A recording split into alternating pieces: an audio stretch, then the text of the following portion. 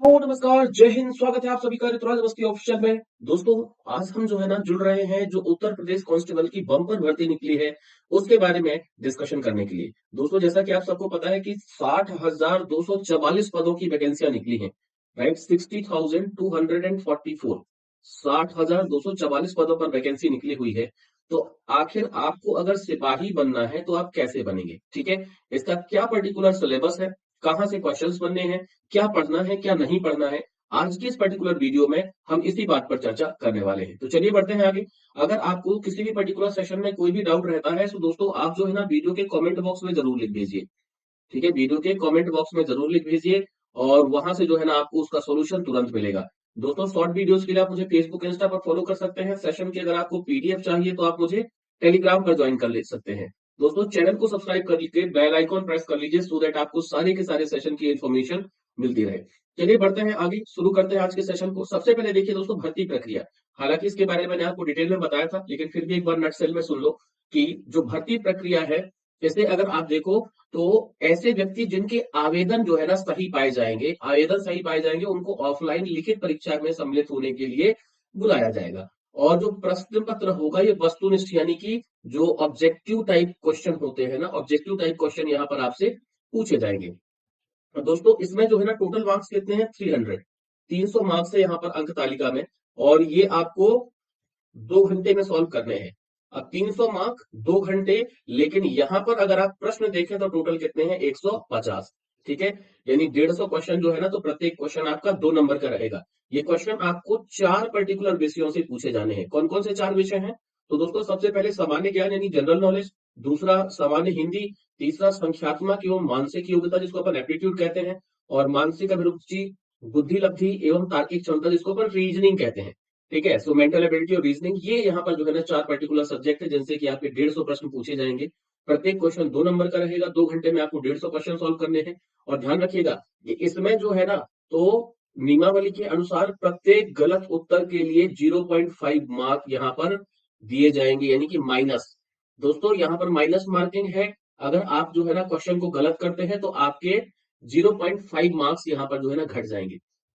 यानी आप खुद देखिए, आपको जो है ना सिर्फ उन्हीं प्रश्नों का उत्तर देना है जो आपसे जो है ना बिल्कुल एकदम प्रॉपर तरीके से बनते हैं, जिन पर आप 100% श्योर हैं। अदरवाइज आपका जो भी पर्टिकुलर क्वेश्चन आपसे बन रहा था वो अगर गलत हो गया, तो गलत होने पर देखो 2 नुकसान है यहाँ पर। पहला, क्वेश्चन तो गलत हो ही गया। दूसरा, जितने क्वेश्चन आपने सही किए थे उसमें से भी आपके 0.5 मार्क्स जो है ना, तो वो वहां से माइनस कर दिए जाएंगे। ठीक है, नेगेटिव मार्किंग है, बड़े ध्यान से आंसर करिएगा। इसके लिए मैंने एक चार्ट प्रिपेयर किया है। दोस्तों, यहाँ पर ये टोटल 4 सब्जेक्ट है। कौन कौन से 4 सब्जेक्ट हैं? तो पहला यहाँ पर आप देखो कि जो है ना सामान्य ज्ञान यानी जनरल नॉलेज जिसे कहा गया, दूसरा सामान्य हिंदी, तीसरा numerical and mental ability test यानी संख्यात्मक और मानसिक क्षमता, दूसरा मेंटल एप्टीट्यूड टेस्टिंग और इंटेलिजेंस क्वोटन टेस्ट, और रीजनिंग जिसको मानसिक अभिरुचि, बुद्धि लब्धि एवं आर्थिक क्षमता कहा गया। और प्रीवियस जो भी पर्टिकुलर पेपर हुए थे 2018 में, उनके एवोल्यूशन के आधार पे यहाँ पर दोस्तों अगर आप देखें तो जो टोटल नंबर ऑफ क्वेश्चन है सामान्य ज्ञान के, ये 38 क्वेश्चन आने हैं आपको जनरल नॉलेज के। यानी 76 मार्क्स का आपका जनरल नॉलेज रहेगा। 37 क्वेश्चन यहाँ पर जो है आपकी हिंदी के रहेंगे, यानी कि 74 मार्क्स की हिंदी आनी है। 38 क्वेश्चन आपके जो है ना क्वांटिटेटिव एप्टीट्यूड के रहेंगे, यानी न्यूमेरिकल और एबिलिटी टेस्ट के, ये भी आपका 76 मार्क्स रहेगा। और 37 मार्क्स यहाँ पर रहेंगे आपके रीजनिंग के, जिनसे कि आपको 74। इस तरह से टोटल 150 क्वेश्चन है, और इन 150 क्वेश्चन के आपके 300 मार्क्स है। और इन 150 क्वेश्चन को सॉल्व करने के लिए आपके पास 2 आवर यानी कि 2 घंटे हैं। और याद रखिएगा, क्वेश्चन आपको बिल्कुल सही करने हैं, क्योंकि यहाँ पर नेगेटिव मार्किंग है और प्रत्येक नेगेटिव आंसर के लिए, गलत आंसर के लिए आपके 0.5 मार्क्स माइनस कर दिए जाएंगे। 1/4 नेगेटिव मार्किंग है। ठीक है, तो दोस्तों यहाँ पर अगर हम बात करें कि जो ओएमआर सीट है, तो ओएमआर सीट से लिखित आपको निर्देश यहाँ पर दिए गए हैं। साथ ही साथ, चूंकि अगर यहाँ पर परीक्षार्थियों की बात करें, परीक्षार्थी अगर ज्यादा है, ज्यादा परीक्षार्थी हैं, एक से अधिक दिन में आपका पेपर होता है, एक से अधिक दिन में पेपर होता है, एक से अधिक शिफ्ट में पेपर होता है। सो दोस्तों, यहाँ पर जो है ना नॉर्मलाइजेशन की प्रोसीजर को फॉलो किया जाएगा। ठीक है, यहाँ पर नॉर्मलाइजेशन होगा। नॉर्मलाइजेशन अगर आप देखें तो ये जो पर्टिकुलर फॉर्मूला है, इस फॉर्मूला के आधार पर यहाँ नॉर्मलाइजेशन किया जाएगा। लेकिन ये कब होगा? जब विद्यार्थी बहुत ज्यादा है और एक से अधिक दिनों में, एक से अधिक शिफ्ट में परीक्षाएं हो रही हैं, तब जाकर के नॉर्मलाइजेशन यहाँ पर होगा, जो कि सामान्य बात है क्योंकि एज रिलैक्सेशन मिल चुका है, 3 साल का एज रिलैक्सेशन मिल चुका है। तो अब वो अभ्यर्थी जो कोविड के कारण में ओवर एज हो रहे थे, क्योंकि 22 वर्ष मैक्सिमम एज रखी गई थी मेल्स के लिए, तो वो बढ़कर के कितनी हो जाएगी, 25 साल। ठीक है, तो वो 3 साल का जो एज रिलैक्सेशन मिल गया है, तो बहुत सारे लोग यहाँ पर होंगे, कई शिफ्ट में पेपर होंगे, अलग अलग दिन पेपर होंगे, तो आप ये मान करके चलिए कि नॉर्मलाइजेशन यहाँ पर होगा ही होगा। ठीक है, आगे आते हैं दोस्तों। तो ये आपकी जो ओएमआर सीट है, ओएमआर सीट पे जो निर्देश वगैरह दिए रहते हैं वो यहाँ पर लिखे हैं। इसका डिटेल वीडियो आपको मिल जाएगा, मैंने पहले ही बना करके दे दिया है। अब हम यहाँ पर बात करते हैं पाठ्यक्रम की। दोस्तों, सबसे पहले सामान्य ज्ञान। सामान्य ज्ञान यानी जिसे कहा गया जनरल नॉलेज। तो दोस्तों, जनरल नॉलेज में अगर आप देखें, यहाँ पर आपको सामान्य विज्ञान, जनरल साइंस के क्वेश्चन मिलेंगे। भारत का इतिहास यानी कि हिस्ट्री से क्वेश्चन आएंगे। भारत का संविधान यानी पॉलिटी से क्वेश्चन आएंगे। भारत की अर्थव्यवस्था, इकोनॉमिक्स, एवं जो कल्चर है, संस्कृति, एग्रीकल्चर, भारत की कृषि, वाणिज्य एवं व्यापार यानी कि ट्रेड एंड कॉमर्स, जनसंख्या यानी सेंसस, पर्यावरण एवं नगरीकरण यानी कि जो भी पर्टिकुलर आपका एनवायरमेंट है, और एनवायरमेंट के साथ साथ जो नगरीकरण वगैरह है इसके क्वेश्चन आएंगे। भारत का भूगोल, है ना, ज्योग्राफी, है ना, इसके साथ साथ विश्व का भूगोल यानी कि जो वर्ल्ड ज्योग्राफी है और इंडियन ज्योग्राफी दोनों है ना, जो आपके नेचुरल रिसोर्सेस, प्राकृतिक संसाधन जिन्हें कहा गया, स्पेशली यहाँ पर यूपी का जीके। दोस्तों, जनरल नॉलेज में, जनरल नॉलेज का जो नॉर्मल है वो तो पूछा ही जाएगा, स्पेशली अगर आप यहाँ पर देखें तो ये ध्यान किस ओर आकर्षित होगा, स्पेशली आपका जो यूपी जीके है, उत्तर प्रदेश का जो जनरल नॉलेज है, इस पर आप अगर देखें तो यहाँ पर जो है ना ध्यान आपका केंद्रित करने की कोशिश रहेगी। क्वेश्चन से यूपी जीके के क्वेश्चन आपकी जो है ना ज्यादा बनेंगे। शिक्षा, संस्कृति और सामाजिक प्रथाओं के संबंध में विशिष्ट जानकारी। उत्तर प्रदेश में राजस्व, पुलिस व सामान्य प्रशासनिक व्यवस्था। पुलिस और सामान्य प्रशासनिक व्यवस्था में जैसे सीआरपीसी एक्ट वगैरह आ जाते हैं, एससी एसटी एक्ट वगैरह आ जाते हैं, इन पर बेस्ड क्वेश्चन भी बनेंगे। मानवाधिकार, आंतरिक सुरक्षा तथा आतंकवाद, भारत और उसके पड़ोसी देशों के बीच संबंध में, यानी इंडिया का जो इंटरनेशनल ट्रेड है और जो भी पर्टिकुलर पड़ोसी देश है उनके साथ कैसे संबंध है। राष्ट्रीय एवं अंतरराष्ट्रीय महत्व के सामाजिक विषय, राष्ट्रीय एवं अंतरराष्ट्रीय संगठन, इंटरनेशनल ऑर्गेनाइजेशन जिनको अपन कहते हैं, डिमोनेटाइजेशन और उसका जो पर्टिकुलर इफेक्ट है, साइबर क्राइम। साइबर क्राइम आप देखो दोस्तों, आजकल जितने भी एग्जाम हो रहे हैं ना, उसमें साइबर क्राइम पर क्वेश्चन बहुत सारे बन रहे हैं। साइबर क्राइम को अगर आप एज अ सब्जेक्ट देखो तो यहाँ पे ये काफी वास्ट है, और साइबर क्राइम पर जो है ना लगभग सारे एग्जाम में क्वेश्चन बन रहे हैं। तो आपका एग्जाम भी यहाँ पर साइबर क्राइम से अछूता नहीं है, साइबर क्राइम के क्वेश्चन आपके एग्जाम में भी पूछे जाएंगे। वस्तु एवं सेवा कर यानी कि जिसे जीएसटी कहा गया, पुरस्कार और सम्मान, जो अवार्ड एंड ऑनर्स वगैरह है, देश राजधानी मुद्राएं यानी कि कंट्री कैपिटल और करेंसी, महत्वपूर्ण दिवस यानी इंपॉर्टेंट डेट, अनुसंधान एंड खोज यानी कि इन्वेंशन एंड डिस्कवरी, पुस्तक और उनके लेखक, सोशल मीडिया कम्युनिकेशन। ठीक है, ये पूरा का पूरा जो है ना जनरल नॉलेज का सिलेबस है। अगर आप देखो तो इसमें दादर में सागर भर दिया गया है, यानी यहाँ पर सिर्फ आपको पॉइंट पॉइंट लिखे हुए हैं, लेकिन एक एक पॉइंट जो है ना, ये दोस्तों एक एक पर्टिकुलर विषय है। अगर आप यहाँ पर एक एक पॉइंट को देखें तो एक एक पॉइंट आपका एक एक विषय कहला जाएगा, है ना। तो इतने सारे जो पर्टिकुलर टॉपिक है ये आपको यहाँ पर पढ़ने हैं, तब जाकर के जो है तो आप जनरल नॉलेज जो है ना तो उसे क्लियर कर पाएंगे, जनरल नॉलेज को जो है ना आप यहाँ पर अच्छे मार्क्स ला पाएंगे। ठीक है, इसके बाद दोस्तों अगर हम यहाँ पर बात करें सामान्य ज्ञान के बाद जो है ना, तो जनरल हिंदी, जो सामान्य हिंदी है, तो सामान्य हिंदी में हिंदी और अन्य भारतीय भाषाएं, हिंदी और जो हिंदी के अलावा अन्य भारतीय भाषाएं हैं वो यहाँ पर पहला पॉइंट दिया गया है। दूसरा, हिंदी व्याकरण का मौलिक ज्ञान, हिंदी व्याकरण का मौलिक ज्ञान, हिंदी वर्णमाला, है ना, तत्सम तद्भव, पर्यायवाची शब्द, विलोम शब्द, अनेकार्थ शब्द, वाक्यांशों के स्थान पर एक शब्द यानी कि एकार्थी शब्द, है ना, समरूपी भिन्नार्थक शब्द, अशुद्ध वाक्यों को शुद्ध करना, लिंग, वचन, कारक, सर्वनाम, विशेषण, क्रिया, काल, वाच्य, अव्यय, उपसर्ग, प्रत्यय, संधि, समास, विराम चिन्ह, मुहावरे एवं लोकोक्तियां, रस, छंद, अलंकार आदि। ठीक है, इसके अलावा दोस्तों आपको अपठित गद्यांश यानी अपठित बोध, प्रसिद्ध कवि, लेखक एवं उनकी प्रसिद्ध रचनाएं, है ना, हिंदी भाषा में पुरस्कार और विविध, है ना। तो ये आपका हिंदी का सिलेबस कहला जाएगा, मतलब हिंदी में आपका जो भारतीय भाषाएं हैं, है ना, हिंदी व्याकरण पूरा हो गया, गद्यांश पद्यांश वगैरह ये सब जो है ना आपका पूरा हिंदी में आ जाएगा। वहीं दोस्तों अगर हम यहाँ पर बात करें तो जो आपका संख्यात्मक एवं मानसिक योग्यता यानी कि न्यूमेरिकल और मेंटल एबिलिटी है, इसमें दो चीजें हैं। पहला तो जिसे बोला गया आपका न्यूमेरिकल एबिलिटी, और दूसरा जिसे यहाँ पर बोला गया मेंटल एबिलिटी। ठीक है, न्यूमेरिकल एबिलिटी में दोस्तों आपको नंबर सिस्टम यानी संख्या पद्धति, सिंप्लीफिकेशन यानी सरलीकरण, डेसिमल एंड फ्रैक्शन यानी कि दशमलव और भिन्न, highest common factor and lowest common multiple यानी एचसीएफ और एलसीएम, है ना, महत्तम समापवर्तक और लघुत्तम समापवर्तक, इसके साथ साथ रेशियो एंड प्रपोर्शन, अनुपात और समानुपात, परसेंटेज यानी प्रतिशत, प्रॉफिट एंड लॉस लाभ हानि, डिस्काउंट यानी छूट, सिंपल इंटरेस्ट यानी कि साधारण ब्याज, कंपाउंड इंटरेस्ट यानी चक्रवृद्धि ब्याज, पार्टनरशिप यानी कि भागीदारी, एवरेज यानी कि औसत, टाइम एंड वर्क यानी कि समय और कार्य, टाइम एंड डिस्टेंस यानी कि समय और दूरी, use of table and graph, सारणी और ग्राफ का प्रयोग, मेंसुरेशन यानी कि जो पर्टिकुलर आपका मेंसुरेशन है, arithmetic computation, other analytical function जो अंक गणितीय संगणना या अन्य विश्लेषणात्मक कार्य है, मिसलिनियस।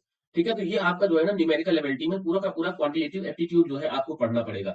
वहीं दोस्तों अगर अपन जो मेंटल एबिलिटी है, तो मेंटल एबिलिटी में जो डेटा इंटरप्रिटेशन से रिलेटेड जो पर्टिकुलर चीजें आती है वो आ जाती है, जैसे लॉजिकल डायग्राम यानी कि जो आपका तार्किक आरेख होते हैं, फिर सिंबल रिलेशनशिप इंटरसेप्शन, है ना, संकेत संबंध विश्लेषण, जो आपका परसेप्शन टेस्ट है यानी कि प्रत्यक्ष ज्ञान बोध, वर्ड फॉर्मेशन टेस्ट यानी कि शब्द रचना परीक्षण, लेटर एंड नंबर सीरीज यानी कि अक्षर और संख्या श्रृंखला, वर्ड एंड अल्फाबेट एनालॉजी यानी कि शब्द और वर्णमाला में आंशिक समरूपता, कॉमन सेंस टेस्ट यानी कि व्यवहारिक ज्ञान परीक्षण, फिर डायरेक्शन सेंस टेस्ट यानी कि दिशा ज्ञान परीक्षण, लॉजिकल इंटरप्रिटेशन ऑफ डेटा, जो डीआई वगैरह है, आंकड़ों का तार्किक विश्लेषण, है ना, फोर्सफुलनेस ऑफ द आर्गुमेंट यानी कि प्रभावी तर्क, डिटरमाइनिंग इम्प्लाइड मीनिंग यानी कि अंतर्निहित भावों का विनिश्चय करना। तो यहाँ पर जो न्यूमेरिकल और मेंटल एबिलिटी है, ये दो पर्टिकुलर पार्ट में है। एक तो आपका न्यूमेरिकल एबिलिटी जहां पर आपको पूरा का पूरा क्वांटिटेटिव एप्टीट्यूड पढ़ना है, और दूसरा जो है ना मेंटल एबिलिटी, जिसमें कि आपको डेटा इंटरप्रिटेशन को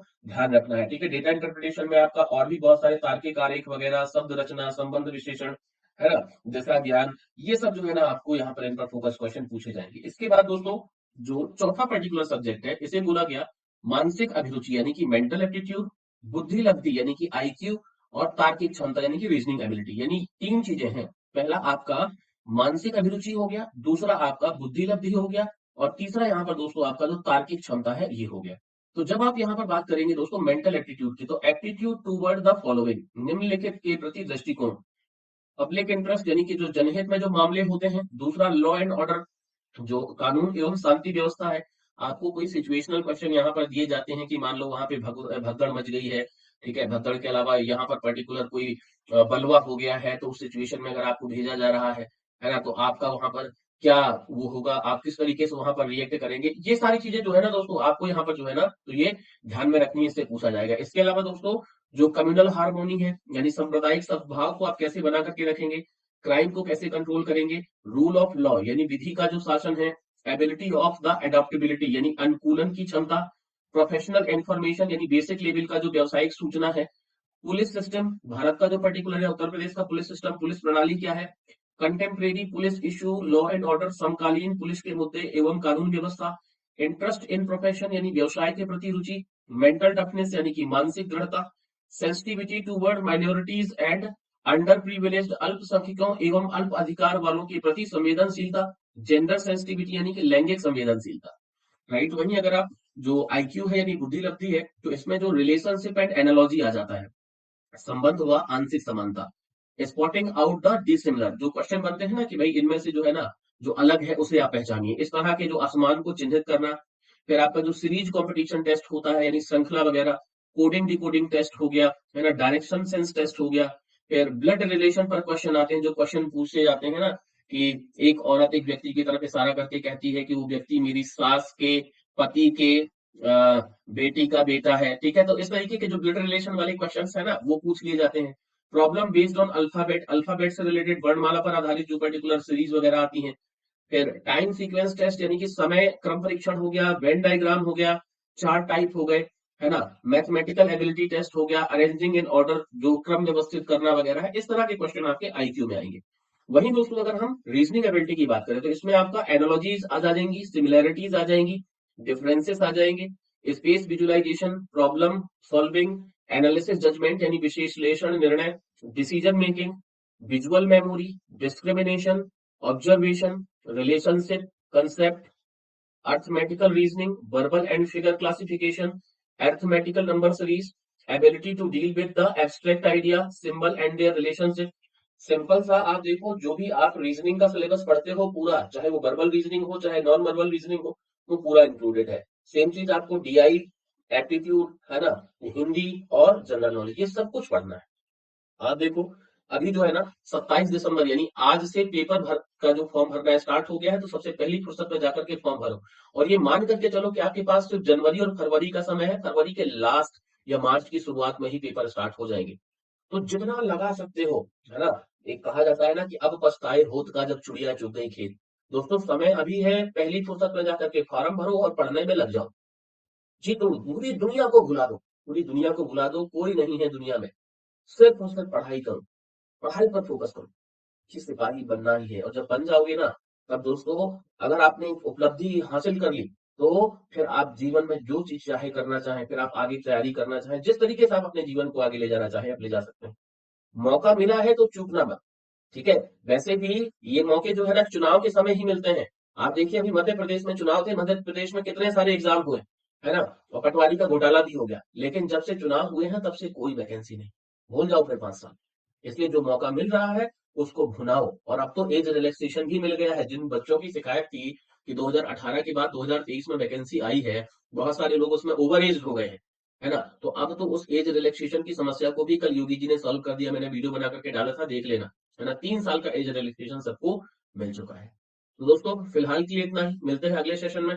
अगर जनरल नॉलेज पढ़ना चाहते हो तो मेरे चैनल को जरूर सब्सक्राइब कर लेना। I will help you. General knowledge जो सामान्य ज्ञान है, आपका सामान्य ज्ञान जो है ना, लगभग पूरी क्लासेस में करवाऊंगा सामान्य ज्ञान की। ठीक है? तो फिलहाल के लिए इतना ही, मिलते हैं अगले सेशन में। जय हिंद।